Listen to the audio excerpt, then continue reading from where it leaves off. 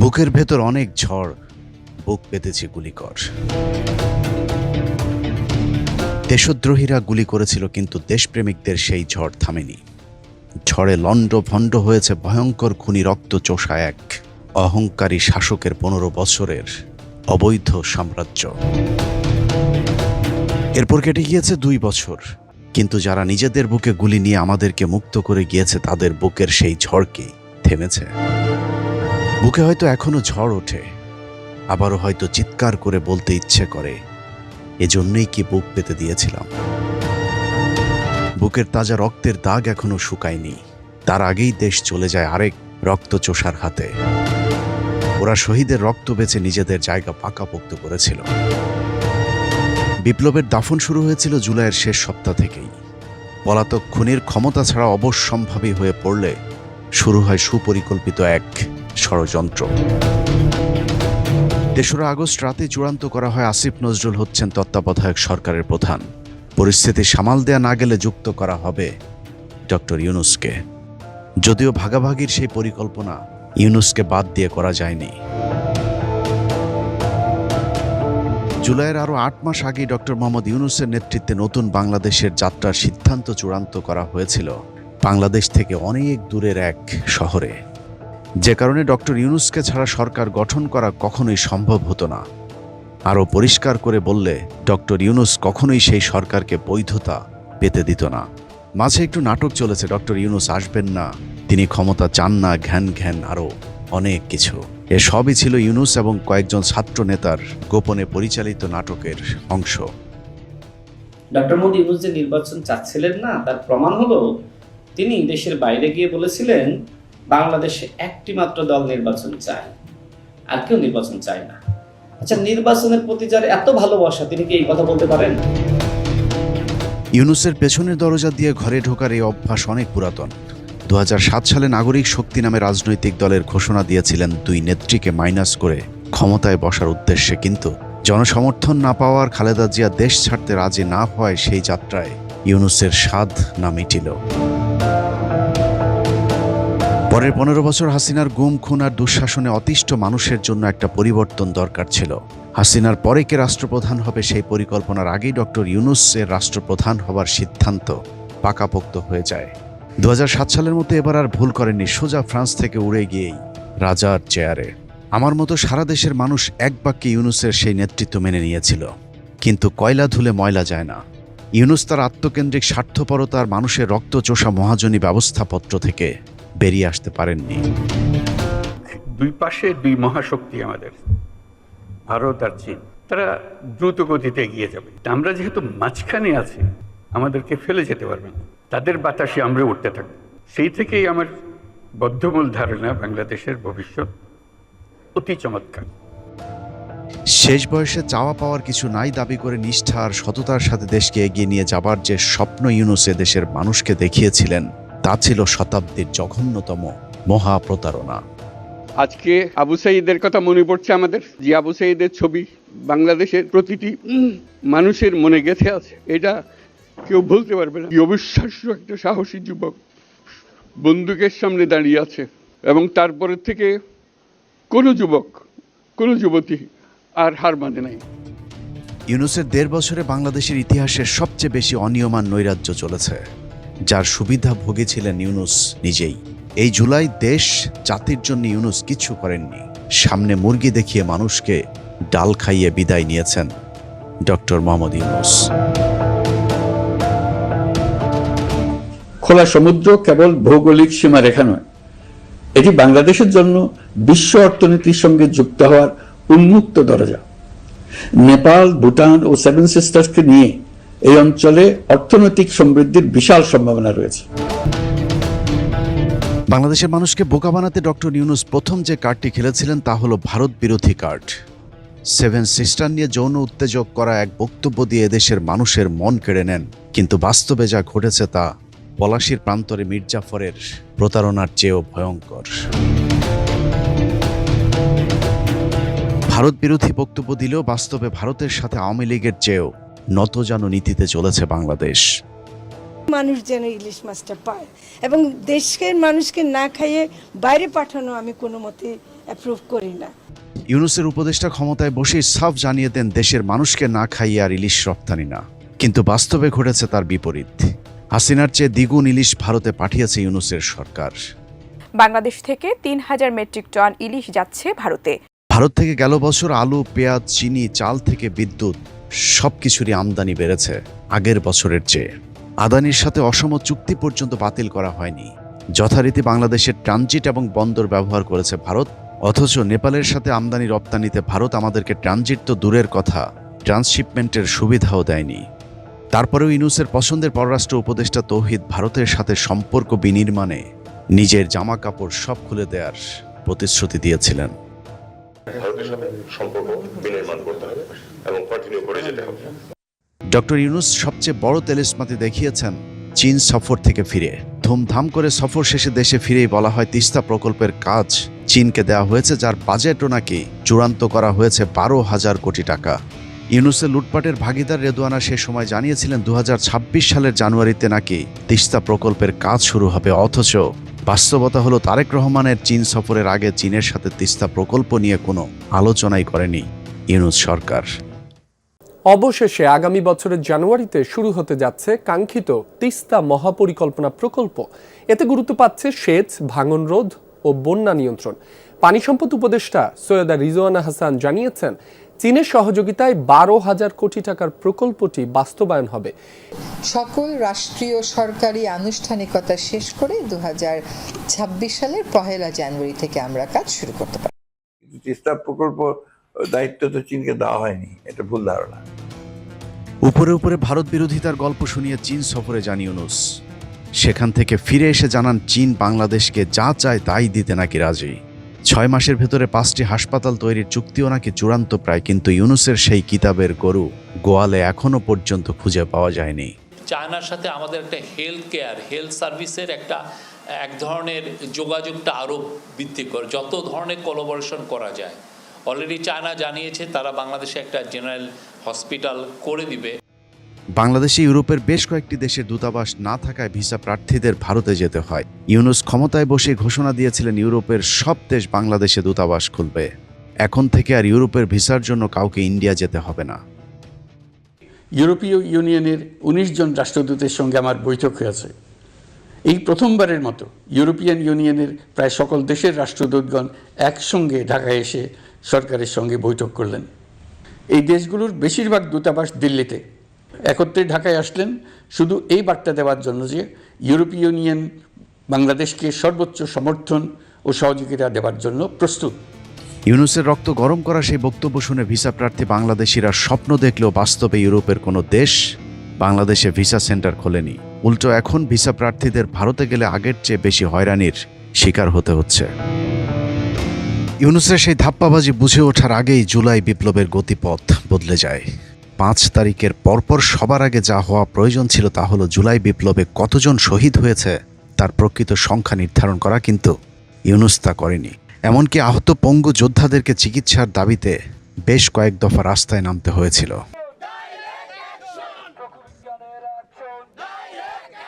জুলাইয়ের সব স্মৃতি সংরক্ষণের উদ্দেশ্যে নির্মাণাধীন জুলাই স্মৃতি জাদুঘরটিও 1.5 বছরে উদ্বোধন করবার সময় পায়নি প্রতারক ইউনূস। যদিও জুলাই স্মৃতি ফাউন্ডেশনের নামে শত কোটি টাকার তহবিল চেটে পুটে খেয়ে গিয়েছে ইউনূস সরকার। জুলাই গণ অভ্যুত্থান জাতীয় জাদুঘর যেটা, সেই জাদুঘর খুলে দেওয়া হচ্ছে না। 5ই আগস্টের মধ্যে জুলাই জাতীয় জাদুঘর খুলে দিতে হবে, না হলে জনগণ নিজেরাই সেই জাদুঘর কিন্তু খুলে নেবে এবং নিজেরাই সেই জাদুঘরে যাওয়ার ব্যবস্থা করবে। 5 তারিখের পর সেনাপ্রধান ওয়াকারের নেতৃত্বে সেনাবাহিনীর একটি অংশ আওয়ামী লীগ নেতাদেরকে 1 বছর ধরে ক্যান্টনমেন্টে রেখে বিদেশে পালাতে সহায়তা করেন, কিন্তু ইউনূস সরকার একবারের জন্য তাদেরকে সরকারের হাতে হস্তান্তরের কোনো দাবি করেনি। বরং ইউনূস সরকারের উপদেষ্টারা ভাগাভাগির মাধ্যমে তাদেরকে ভারতে পালিয়ে যেতে সহযোগিতা করেছেন। পলাতক আওয়ামী লীগ নেতাদের রেখে যাওয়া হাজার হাজার কোটি টাকার অবৈধ সম্পত্তি বাজেয়াপ্ত করে রাষ্ট্রীয় কোষাগারে জমা হবার কথা, কিন্তু তা না করে দীর্ঘ সময় ধরে বিভিন্ন রাজনৈতিক দলকে লুটপাট করার সুযোগ করে দিয়েছে ডক্টর ইউনূস।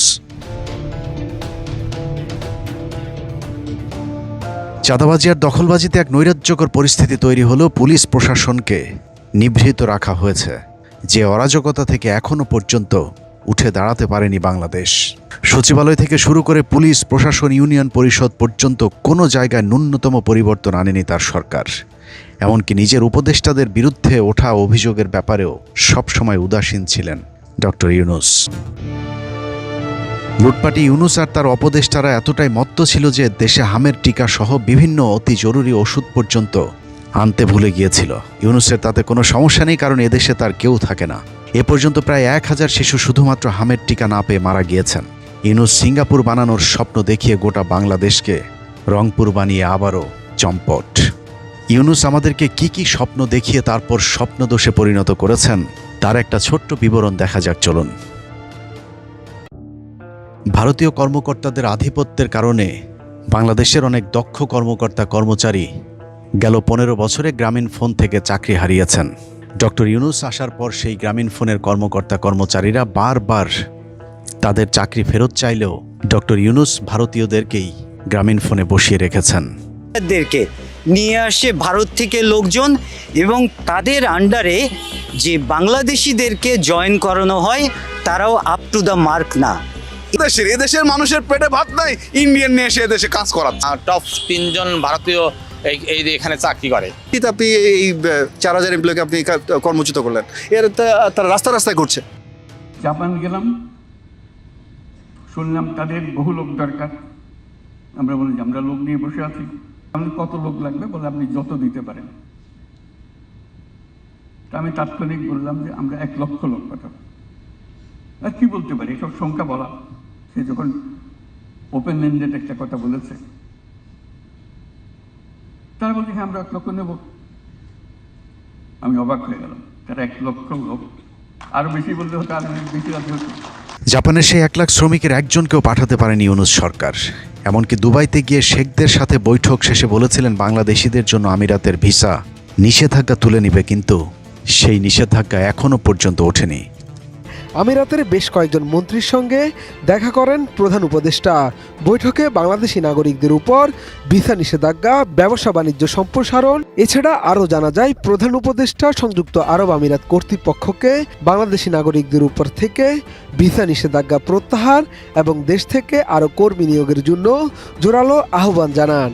ইউনূস মাত্র 18 মাসের ব্যবধানে সরকারি টাকায় মোট 11টি বিদেশ সফর করেছেন। এসব সফরের বেশিরভাগ ছিল তার ব্যক্তিগত ব্যবসায়িক স্বার্থে। সরকারি টাকায় করা তার সেই সফর বাংলাদেশের কোনো কাজে আসেনি। 2 মাসের ব্যবধানে চীন ও জাপান সফরে যাচ্ছেন অন্তর্বর্তী সরকারের প্রধান উপদেষ্টা ডক্টর মোহাম্মদ ইউনূস। বিদেশ সফরের পাশাপাশি দেশের টাকা খরচ করে বিদেশিদের রাষ্ট্রীয় অতিথি করে এনে নিজে ব্যক্তিগত সম্পর্ক জোরদার করেছেন, কিন্তু দেশের কোনো কাজে আসেনি। আল্লাহর কাছে মোনাজাত করি আজিয়া ইউনিট দিয়ে আই বিয়াগুনে মিলি যেন সাম্যর এই ঈদ ফাইতান্ন সাম্যর ঈদ যেন ওনারা নিজের বাড়ির জায়গায় ঈদ গরিত পারেন। আলহামদুলিল্লাহ। রোহিঙ্গাদেরকে মিয়ানমারে পাঠানোর কথা বলে জাতিসংঘের কিছু কর্মকর্তাদেরকে নিয়ে পিকনিক শেষে ইউনূস বলেছিলেন রোহিঙ্গারা আগামী ঈদ তাদের দেশে গিয়ে উদযাপন করবে, কিন্তু সেই ঈদ আর আসেনি।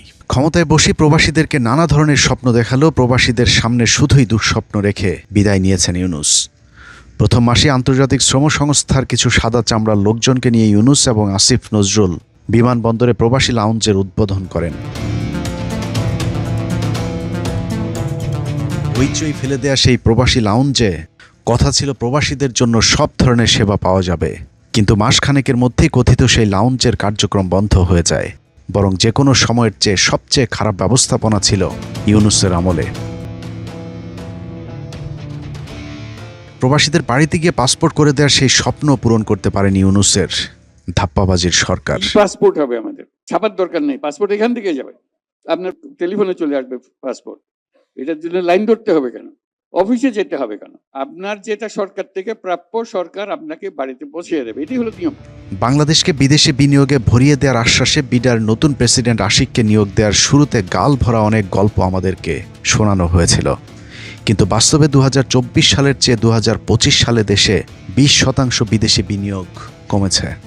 My first slide is thank you slide. That's not the last slide. We just wanted to thank all of you for kindly coming and joining the summit. So the purpose of the summit is today, sitting in this forum, we would like to say that we are open for business and we're really committed to win business from all of you. তাদের মধ্যে যদি একটা $100 million investment হয়, দ্যাট উড বি 1000 কোটি টাকা, 1200 কোটি টাকা investment. That should be a big success for this summit. ইউনূসের আমলে গুরুত্বপূর্ণ দুটি কমিশন গঠন করা হয়েছিল, একটি সংবিধান সংস্কার কমিশন, অন্যটি পিলখানা হত্যাকাণ্ডে গঠিত স্বাধীন তদন্ত কমিশন। দুটি কমিশনে সরকারি অর্থ খরচ করে ফলাফল একেবারে শূন্য। এর মধ্যে বিডিআর স্বাধীন তদন্ত কমিশনে কিছু কাজ হলেও সেটা প্রকাশ না করে গায়েব করে দেয় ইউনূস। আর সংবিধান সংস্কার কমিশনের নামে পুরোটাই ছিল ইউনূসের ঘনিষ্ঠজন আলী রিয়াজের মহা প্রতারণা। জনগণের টাকা লুটপাট করবার পর আলী রিয়াজও এখন আমেরিকাতে চম্পট দিয়েছে। ক্ষমতা গ্রহণের শুরু থেকে শেষ পর্যন্ত প্রতারণা করে গিয়েছে ডক্টর ইউনূসের সরকার। 1.5 বছরে পুরো বিপ্লব ধ্বংস করে অসভ্যের মতো জাতির উদ্দেশ্যে বিদায়ী ভাষণে বলেন তার উপর অর্পিত সব দায়িত্ব নাকি তিনি নিষ্ঠার সাথে পালন করে গিয়েছেন। প্রিয় দেশবাসী, বিগত 18 মাস আমার উপর অর্পিত দায়িত্ব নিষ্ঠার সাথে পালন শেষে একটি নির্বাচিত সরকারের কাছে দায়িত্ব হস্তান্তরের প্রাক্কালে অন্তর্বর্তী সরকারের প্রধান উপদেষ্টা হিসেবে আজ আমি আপনাদের কাছ থেকে বিদায় নেবার জন্য উপস্থিত হয়েছি।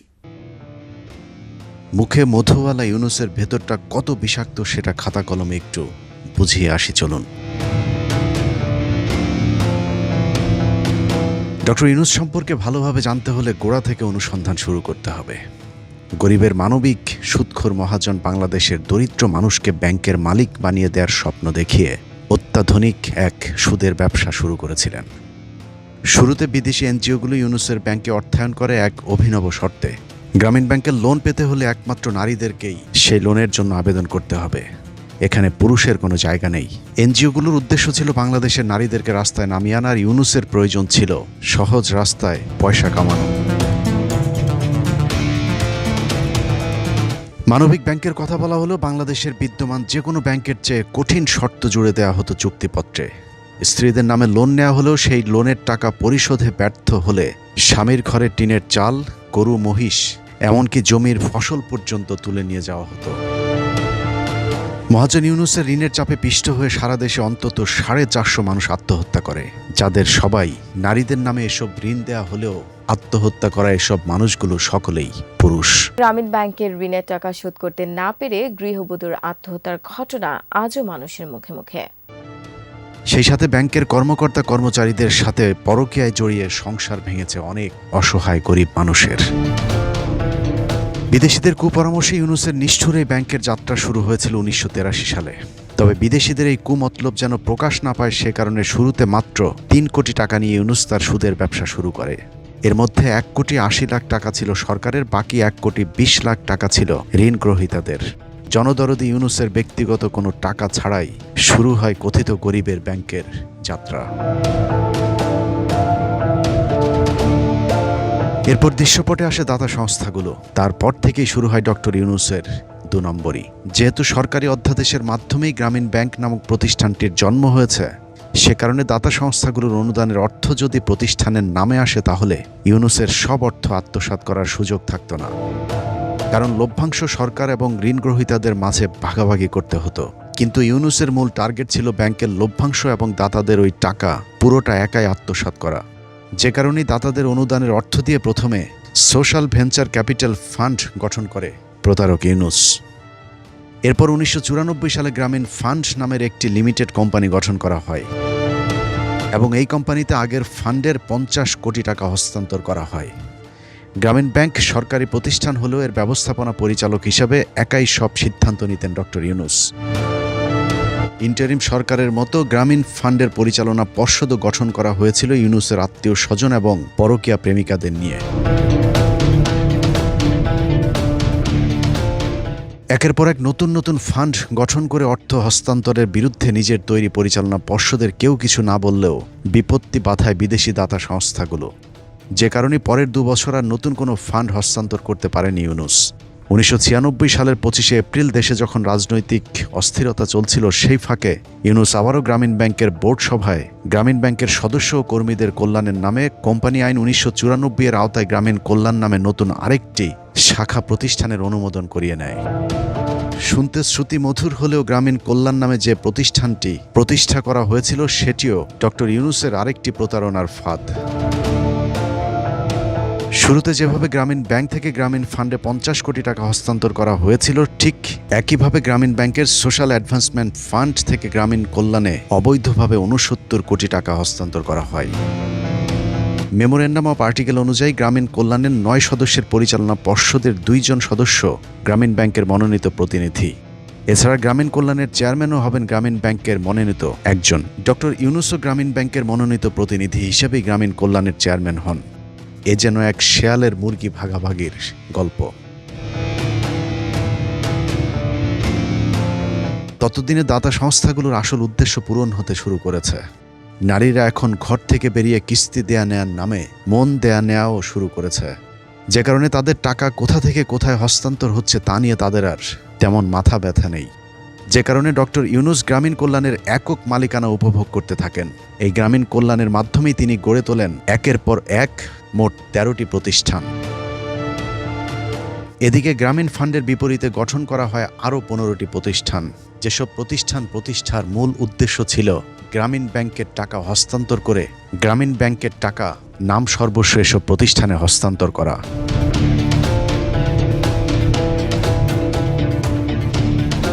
এসব নাম সর্বস্ব প্রতিষ্ঠানগুলোর মাধ্যমে বাংলাদেশের মানুষের কোনো উপকার না হলেও কপাল খুলে যায় ইউনূসের। গ্রামীণ ব্যাংকের নামে আসা বিদেশিদের অর্থ আর ঋণ গ্রহীতাদের রক্তচোষা সুদের টাকা এসব প্রতিষ্ঠানের নামে হস্তান্তর করতে শুরু করে ইউনূস। গ্রামীণ ব্যাংক থেকে ফান্ড সরানোর পর ইউনূস মূল প্রতিষ্ঠান গ্রামীণ ব্যাংকে ছুঁড়ে ফেলেন। আগেই বলেছে, গ্রামীণ ব্যাংক যেহেতু সরকারি অধ্যাদেশের মাধ্যমে প্রতিষ্ঠিত হয়েছিল, সে কারণে গ্রামীণ ব্যাংকের সাথে থাকলে সরকারি এসব নিয়মনীতি মেনে চলতে হতো। যে কারণে ইউনূস গ্রামীণ ব্যাংকের অর্থ সরিয়ে নিয়ে গ্রামীণ ফান্ড এবং গ্রামীণ কল্যাণ নামে দুটি প্রতিষ্ঠানের স্বৈরতন্ত্র প্রতিষ্ঠা করেন। কিন্তু গ্রামীণ ফান্ড এবং গ্রামীণ কল্যাণ নামে দুটি প্রতিষ্ঠানের মাদার প্রতিষ্ঠান যেহেতু গ্রামীণ ব্যাংক, সেহেতু আইনত এই প্রতিষ্ঠান দুটো গ্রামীণ ব্যাংকের অঙ্গ প্রতিষ্ঠান হিসেবে বিবেচিত। অতএব দেশের বিদ্যমান আইন অনুযায়ী প্রতিষ্ঠানগুলো চলতে বাধ্য ছিল। কিন্তু ডক্টর ইউনূস নিজেকে আইনের ঊর্ধ্বে ভাবতে শুরু করেন। ঠিক তখনই খেলাটা শুরু হয়।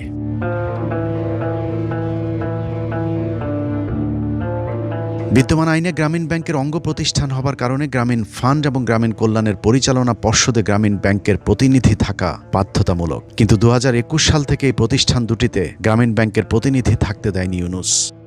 গ্রামীণ ব্যাংকের পরিচালনা পর্ষদের সিদ্ধান্ত অনুযায়ী এই দুটি প্রতিষ্ঠানের চেয়ারম্যান হবেন গ্রামীণ ব্যাংকের মনোনীত ব্যক্তি। কিন্তু ডক্টর ইউনূস জোরপূর্বক গ্রামীণ কল্যাণ এবং গ্রামীণ ফান্ডের চেয়ারম্যানের পদ ছাড়তে অস্বীকৃতি জানান।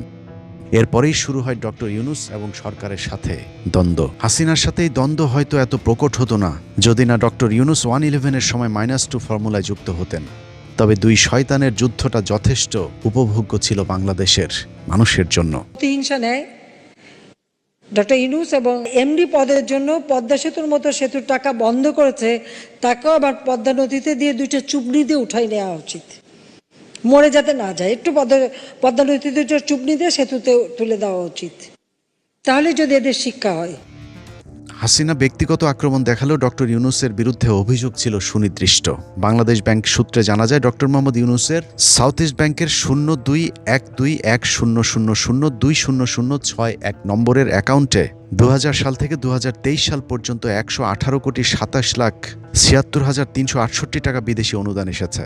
এ অর্থের প্রায় অর্ধেক 47,89,96,655 টাকা এসেছে 111 সরকারের সময়ে। ধারণা করা হয় ইউনূসকে ক্ষমতায় বসাতেই এই অর্থ বিনিয়োগ করেছিল বিদেশিরা। তবে ক্ষমতায় বসতে না পারলেও 2005-06 ট্যাক্স ইয়ার থেকে শুরু করে 2022-23 ট্যাক্স ইয়ার পর্যন্ত সেই টাকা থেকে সরকারকে কর ফাঁকি দেওয়ার লক্ষ্যে তিনি 18,94,34,835 টাকার তথ্য গোপন করেছেন। জালিয়াতির এখানেই শেষ নয়, পুরো আয়কর ফাঁকি দিতে 2020-2021 অর্থ বছরে ডক্টর ইউনূসের ব্যক্তিগত অ্যাকাউন্ট থেকে প্রায় সব টাকা তুলে ইউনূস ট্রাস্ট নামে নতুন আরেকটি প্রতিষ্ঠান খুলে সেখানে হস্তান্তর করা হয়। ট্রাস্টের টাকা যেহেতু আয়কর মুক্ত, সে কারণে নতুন এই ট্রাস্ট গঠন করেন ডক্টর ইউনূস। এ ধরনের ফান্ডের ক্ষেত্রে সরকারকে 15% কর দিতে হলেও ইউনূস সেই করের টাকাও ফাঁকি দিয়েছেন। আর এ কারণেই ডক্টর ইউনূসের বিরুদ্ধে ট্যাক্স ফাঁকির মামলা হয়েছিল। সেই মামলাতে তার বিরুদ্ধে শাস্তি হলেও ইন্টারিম সরকারের প্রধান হয়ে তিনি সেই মামলা থেকে অব্যাহতি নেন। শ্রম আইন লঙ্ঘনের অভিযোগে নোবেলজয়ী ডক্টর মোহাম্মদ ইউনূসকে 6 মাসের বিনাশ্রম কারাদণ্ড দিয়েছে আদালত। তবে আপিল করার শর্তে জেলে না পাঠিয়ে ইউনুসকে জামিনও দেন বিচারক মেরিনা সুলতানা। এই রায়কে নিয়তি হিসেবে দেখছেন গ্রামীণ টেলিকম ও ব্যাংকের প্রতিষ্ঠাতা ডক্টর ইউনুস। কোনো কিছু প্রমাণ করতে পারে নাই, এর বিরুদ্ধে আমরা আপিল করব। এতসব জালিয়াতির পরেও সেই অর্থ যদি দেশে থাকতো তাহলে অন্তত সান্ত্বনা দেওয়া যেত, কিন্তু গ্রামীণ ব্যাংকের ব্যবসার নামে জালিয়াতির এই অর্থ যেভাবে ডক্টর ইউনুস আবারও বিদেশে পাচার করেছেন সেই গল্প আরও ভয়ঙ্কর। বিশ্বের অবৈধ অর্থ পাচারকারীদের ট্যাক্স হেভেন লুক্সেমবার্গ এবং ফ্রান্সের প্যারিসে ডক্টর মোহাম্মদ ইউনুস এক অভিজাত্যপূর্ণ সাম্রাজ্য গড়ে তুলেছেন। গ্রামীণ চেকের সাধারণ জামা কাপড়ের আড়ালে এক অন্য ইউনুস। চাকচিক্যের সাথে সেই সাম্রাজ্যে আরও অনেক কিছুই চলে যা আমাদের অনেকের কাছেই অজানা।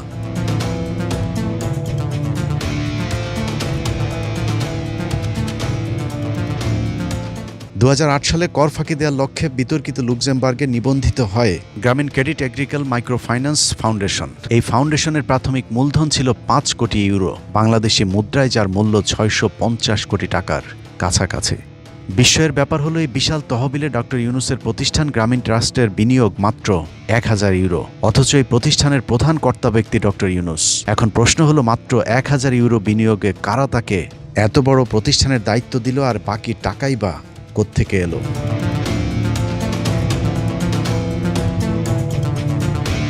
ফ্রান্সে 2018 সালে ইউনুস স্পোর্টস হাব নামক আরেকটি প্রতিষ্ঠান চালু করা হয়, যে প্রতিষ্ঠান বিশ্বের বিভিন্ন দেশের স্পোর্টসম্যানদের জন্য কাজ করে থাকেন। তবে উল্লেখ্য, কোনো বাংলাদেশি মানুষের জন্য এই প্রতিষ্ঠানের দরজা বন্ধ। খেলাধুলার নামে মূলত স্পোর্টস কনসাল্টিং ব্যবসা করছে এই প্রতিষ্ঠান। ইউনুস স্পোর্টস হাব কোনো দাতব্য বা অলাভজনক সংস্থা নয়, বরং ফ্রান্সের আইনে এটি একটি এসএস বা বাণিজ্যিক প্রতিষ্ঠান, যার 52% শেয়ারের মালিক দেখানো হয়েছে মিরপুরে অবস্থিত ইউনুস সেন্টারকে। তার মানে ইউনুস সেন্টার সেখানে বিনিয়োগ করেছে, কিন্তু বাংলাদেশের আইন অনুযায়ী দেশ থেকে বিদেশে পুঁজি বিনিয়োগ কঠোরভাবে নিয়ন্ত্রিত এবং একটি বাংলাদেশি অলাভজনক ট্রাস্ট ফ্রান্সের বাণিজ্যিক কোম্পানির মালিকানা হওয়া পুরোপুরি সাংঘর্ষিক। সেই বিতর্ক বাদ দিল, বিশাল অঙ্কের শেয়ার কেনার এই অর্থ কি বৈধ পথে বাংলাদেশ ব্যাংকের অনুমতি সাপেক্ষে ফ্রান্সে পাঠানো হয়েছে, নাকি হুন্ডির মাধ্যমে পাচার করা হয়েছে, তার আজ পর্যন্ত কোনো সদুত্তর দিতে পারেনি ডক্টর ইউনুস। প্যারিসের ড্যানন কমিউনিটিজ নামে আরেকটি প্রতিষ্ঠান রয়েছে ডক্টর ইউনুসের, যার মূলধন প্রায় 1,60,00,000 ইউরো, বাংলাদেশি মুদ্রায় প্রায় 200 কোটি টাকা। ডক্টর ইউনুস এই প্রতিষ্ঠানের প্রশাসক বা অ্যাডমিনিস্ট্রেটর, কিন্তু বাংলাদেশে তার বিরুদ্ধে মামলার রায়ের খবর সারা পৃথিবীতে ছড়িয়ে পড়লে 2025 সালের 30 এপ্রিল কৌশলে তিনি এ পদ থেকে পদত্যাগ করেন। আমরা করি নাই, সেই দোষের উপরে শাস্তি পেলাম। তবে আপাতত নিজেকে নতুন ঝামেলা থেকে বাঁচাতে পারলেও এটা নিশ্চিত যে 200 কোটি টাকাও ইউনুসের বাংলাদেশ থেকে পাচার করা। এসব জানার পরেও নিজেকে প্রশ্ন করুন, ইউনুসের বিরুদ্ধে শ্রম আইন লঙ্ঘন, দুর্নীতি এবং অর্থ পাচারের যে মামলা হয়েছে তা কি সঠিক নাকি অযৌক্তিক? গরিব মানুষকে ব্যাংকের মালিক বানিয়ে দেওয়ার স্বপ্ন দেখিয়ে সেই 1983 সালে ইউনুস যাদের কাছ থেকে 1,20,00,000 টাকা নিয়ে ব্যবসা শুরু করেছিলেন, তাদের কেউ ব্যাংকের মালিক হতে পারেনি। তবে ইউনুস এখন পৃথিবীর ব্যয়বহুল শহর প্যারিসের অভিজাত পাড়ায় রাজকীয় জীবনযাপন করছেন। এত সব জেনেও স্বৈরাচার হাসিনার পতনের পর ডক্টর ইউনুসকে বেছে নিয়েছিলাম। বিশ্বাস ছিল শেষ বয়সে ইউনুস হয়তো নিজের স্বার্থ না দেখে দেশের কথা চিন্তা করে সারা জীবন মানুষের মনে জায়গা করে নেবেন। কিন্তু নিয়তি এক নিষ্ঠুর খেলা খেলেছে বাংলাদেশের মানুষের ভাগ্য নিয়ে। এদেশে নিরীহ গরিব মানুষের রক্ত পানি করা টাকায় যেভাবে ফ্রান্সে নিজের সাম্রাজ্য গড়েছে, 5 তারিখের পর আবারও মানুষের রক্তের সাথে বেইমানি করেছে ডক্টর ইউনুস। পুরো 1.5 বছরে ইউনুস নিজের আখের গোছানো ছাড়া আর কোথাও কোনো পরিবর্তন আনেনি। আশপাশের লোকজনকে সব ধরনের অপকর্মের সুযোগ করে দিয়ে ইউনুস নিজের আখের গুছিয়ে নিয়েছেন। মাত্র 1.5 বছরের শাসনকালের ইউনুস যত অপকর্ম করেছে বাংলাদেশে তো বটেই, পৃথিবীর ইতিহাসে কোনো শাসক এত অল্প সময়ে এত ক্ষমতার অপব্যবহার করার নজির নেই। নিজের প্রয়োজনে পুরো রাষ্ট্র কাঠামোকে ইউনুস গ্রামীণ ব্যাংকের মতো ব্যবহার করেছেন, অনুসন্ধানে যার একটা সংক্ষিপ্ত তালিকা সংগ্রহ করা হয়েছে। ক্ষমতায় বসে ইউনুস তার নামে থাকা সব মামলা থেকে নিজেকে উদ্ধার করেছেন। গ্রামীণ ব্যাংকের বিপরীতে খোলা প্রায় 3 ডজন প্রতিষ্ঠানে আর্থিক কেলেঙ্কারির অভিযোগে ইউনুসের বিরুদ্ধে মোট 174টি মামলা হয়েছিল। দুর্নীতি, অর্থ পাচার, শ্রম আইন লঙ্ঘন সহ একাধিক মামলায় অভিযুক্ত থাকা সত্ত্বেও ডক্টর ইউনুস ক্ষমতা নেয়ার পরপর সব মামলা খারিজ করে নিয়েছেন। 15 বছর ধরে নির্যাতিত অনেক মানুষ এখনও কারাগারে থাকলেও ম্যাজিকের মতো ডক্টর ইউনূসের মামলাগুলো সব ভ্যানিশ হয়ে যায়। গ্রামীণ ব্যাংকের পুরো নিয়ন্ত্রণ নিতে সরকারি মালিকানা 25% থেকে কমিয়ে 10% আনা হয়েছে। এতে রাষ্ট্র অর্থাৎ বাংলাদেশের মানুষ গ্রামীণ ব্যাংকের 15% লভ্যাংশ থেকে বঞ্চিত হয়েছে। সমাজ কল্যাণ মন্ত্রণালয়ের অধীনে সামাজিক নিরাপত্তা তহবিলের 700 কোটি টাকার ফান্ড নিয়ম বহির্ভূতভাবে ইউনূসের গ্রামীণ ট্রাস্টে হস্তান্তর করা হয়েছে। বিশাল অঙ্কের এই সরকারি অর্থ ট্রান্সফারে কোনো প্রকার টেন্ডার ছাড়াই কৌশলে এসএসএস পদ্ধতির আশ্রয় নেয় ডক্টর ইউনূস। ইউনূস সরকার প্রধানের চেয়ারে বসার পাশাপাশি নিজের ব্যবসাও সমান তালে চালিয়ে গিয়েছেন। বাংলাদেশের ইতিহাসে এটাই প্রথমবারের মতো সরকার প্রধান রাষ্ট্র পরিচালনা এবং ব্যবসা পরিচালনা একসাথে চালিয়ে গেছেন। সেই সাথে নতুন নতুন ব্যবসা প্রতিষ্ঠানের বন্দোবস্তও করে গিয়েছে, যা বাংলাদেশের আইন অনুযায়ী দণ্ডনীয় অপরাধ। ক্ষমতার অপব্যবহার করে ডক্টর ইউনূস গ্রামীণ টেলিকমের নামে ডিজিটাল ওয়ালেট অনুমোদন করিয়ে নিয়েছেন। এতে করে গ্রামীণ টেলিকম দেশের আর্থিক লেনদেন ব্যবস্থায় একচেটিয়া বাজার নিয়ন্ত্রণের সুযোগ পাবে। বিশ্ববিদ্যালয় প্রতিষ্ঠার শর্তাবলী না মেনে গ্রামীণ ইউনিভার্সিটির অনুমোদন করিয়েছেন ডক্টর ইউনূস।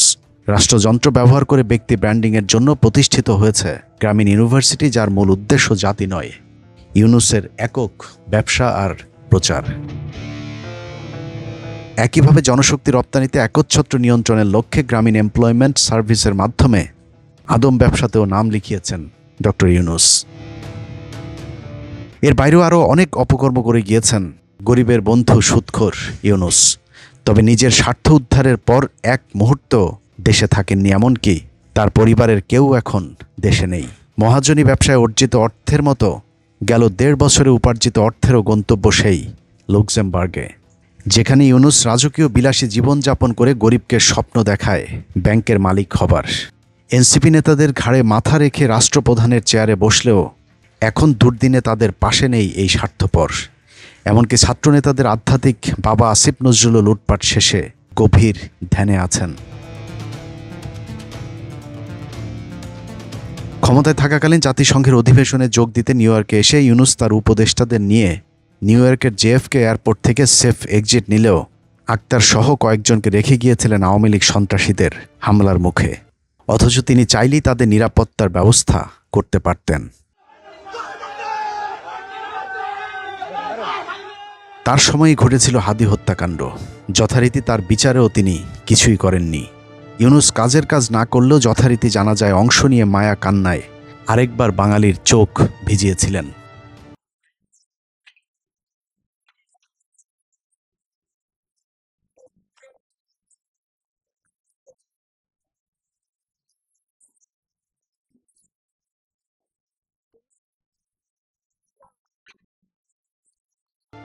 ইউনূসের মতো একঝাঁক লুটেরাদের হাতে 1.5 বছর ধরে লুট হয়েছে রক্তের দামে কেনা 24-এর মহান বিপ্লব। 5ই আগস্ট বিপ্লবীদের জন্য অপ্রাপ্তি, হতাশার দীর্ঘশ্বাস হয়ে ইতিহাসে সংরক্ষিত হবে। যদিও ইউনূস গংদের জন্যে এ বিপ্লব ছিল আশীর্বাদ, তবে ইতিহাসের এই দিন পর্যন্ত 24-এর গাদ্দাররা সুবিধাজনক অবস্থায় থাকলেও ইতিহাস কাউকে ক্ষমা করবে না। আল্লাহ হাফেজ।